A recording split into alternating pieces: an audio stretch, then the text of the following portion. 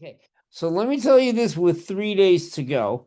I'm going to emphasize this when we go over the 12 game day tips, so I'll just tell you now. What you really want to do in your last 3 nights, right? You figure tonight, tomorrow, Friday. That's it. And Friday's light night, I hope. Um, Hmm. Sleep is paramount Friday. But Right. one of the main things you want to do, there's basically only two things to do. I'll go very light on taking new tests, especially timed and all that. You're going to do that on Saturday. Rather, I would try to cash in on all the learning gains you've acquired in the last couple of weeks by doing two things.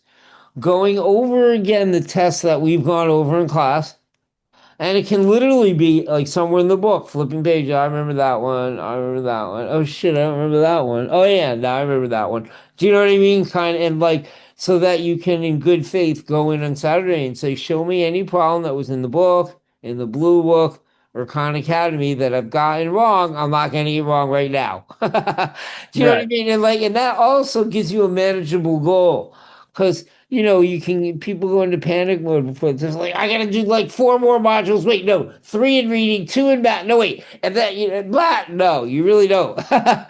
If you really take responsibility for learning this stuff you've already been exposed to, you're gonna be delighted with your improvement. I think you've already seen that, right?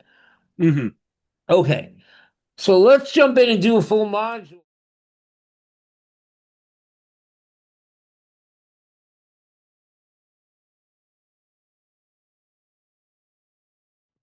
If you need help studying for the SAT or ACT, please check out collegeprepexpress.com and our private tutoring options and our design your own class schedule.